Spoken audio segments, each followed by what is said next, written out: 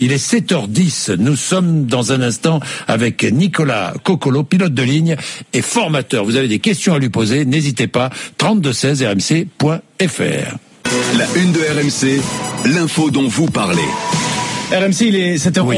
Votre invité, Jean-Jacques Bourdin, Nicolas Coccolo, pilote de ligne et formateur. Évidemment, nous avons envie de connaître des réponses à 1000 questions autour du drame de l'Airbus A320. Nous ne connaîtrons pas toutes les réponses et nous ne les aurons peut-être jamais, mais essayons d'en avoir un maximum. D'abord, Nicolas Coccolo, bonjour. Bonjour. Merci d'être avec nous. D'abord, première remarque, c'est la presse allemande qui le dit ce matin, une déception amoureuse récente, apparemment très difficile, pourrait expliquer l'acte d'Andreas Lubitz.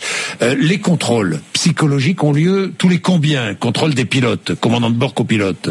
En théorie, il y en a à l'entrée. Vous avez des tests en entrée de compagnie. Oui. Vous avez des tests pour la première certification médicale de classe 1. Mais après, régulièrement, vous avez donc un contrôle une fois par an.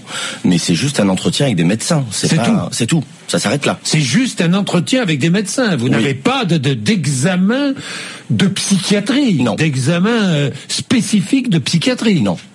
Ben oui, mais ça c'est déjà un point important parce qu'on a dit, j'entends toutes les compagnies dire chez nous c'est formidable, c'est Après en interne peut-être dans les compagnies oui, mais au niveau européen la classe 1, ce qu'on appelle la classe 1 c'est le certificat médical professionnel permettant de piloter un avion de ligne. Non. Bon, ça c'est déjà un point très important. Alors, s'il y a eu déception amoureuse, les psychiatres parlent ce matin beaucoup, et à la lumière des informations que nous obtiendrons sur cet homme, Andreas Lubitz, nous pourrons en savoir un tout petit peu plus.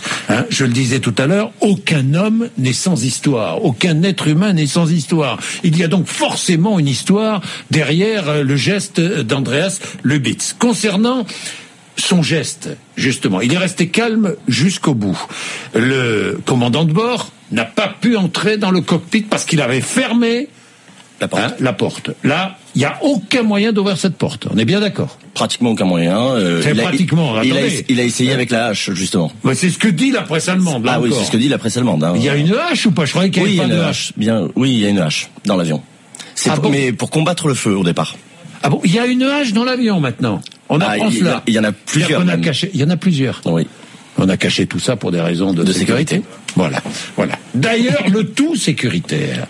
Si les attentats du 11 septembre n'avaient pas eu lieu, eh bien, on n'aurait pas fermé la porte du poste de pilotage avec l'impossibilité de l'ouvrir de l'intérieur. Tout à fait. Mais ça a aussi permis de sécuriser peut-être pas mal de vols. Bon, on est d'accord. On est d'accord. Est-ce que vous êtes favorable à la présence de 2 personnes en permanence dans le poste de pilotage? Alors oui, ça va dans le sens de la sécurité. Si on prend quand même l'hypothèse d'un suicide, comme ça a l'air d'être le cas, est-ce qu'une hôtesse aurait pu empêcher le suicide du pilote, récupérer l'avion, se battre avec le copilote ou le chef de cabine? Oui. On va dire que c'est très généralement des femmes.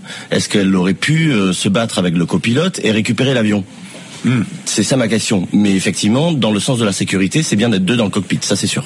Roger, qui est l'un de nos auditeurs, nous dit, moi j'écoute en permanence, je vous écoute depuis 2 jours, et j'ai une question qui me taraude. Le code secret pour entrer dans le cockpit est-il propre à chaque avion et change à chaque vol? Il est propre à chaque compagnie, je crois. Oui, et il change à chaque vol. Je suis pas sûr. Ah, vous n'êtes pas sûr qu'il change à chaque vol. Et qui possède ce code? Évidemment, l'équipage. Les pilotes et le chef de cabine. Et le chef de cabine. Bon, ça c'est une question. Autre question, le crash aurait-il pu être dirigé sur une ville? Ah oui. Il pouvait faire ce qu'il voulait. Il était seul et il avait les compétences pour diriger l'avion. Et il était aux commandes de l'avion. Oui, tout à fait. Il était aux commandes de l'avion. Bon, j'ai plusieurs questions évidemment qui sont posées. Vous, quelles sont les interrogations que vous avez encore autour de ce qui s'est passé? Surtout, c'est sa période. Il a été arrêté pendant sa formation pendant plus de 6 mois. Oui. On ne sait pas pourquoi. Oui. On ne sait pas pourquoi. Et récemment aussi à la Lufthansa, apparemment. La Lufthansa qui n'a pas peut-être tout communiqué. dit. Ils n'ont pas, à mon avis, tout dit, puisqu'il a été embauché en septembre 2013. Oui. Et il n'a fait qu'une centaine d'heures de vol en un an et demi. 630. Au total, mais pas sur pas sur l'avion. Ça veut dire qu'il a fait apparemment que entre 100 et 200 heures sur l'avion en un an et demi. Ça vous paraît peu ? Très très faible. Très très faible. Ça c'est très intéressant. C'est vrai qu'on s'est pas intéressé à ça. Il a fait une coupure pendant sa formation au sein de Germanwings. Au sein de Germanwings. C'est-à-dire que voilà un homme, c'est vrai, regardons les dates, qui a été embauché en septembre 2013 et qui, en mars 2015, n'avait qu'une centaine d'heures de vol dans la compagnie. C'est très faible. C'est très faible. Y a-t-il eu des coupures ? Et pourquoi ? Est-ce pour des raisons médicales ?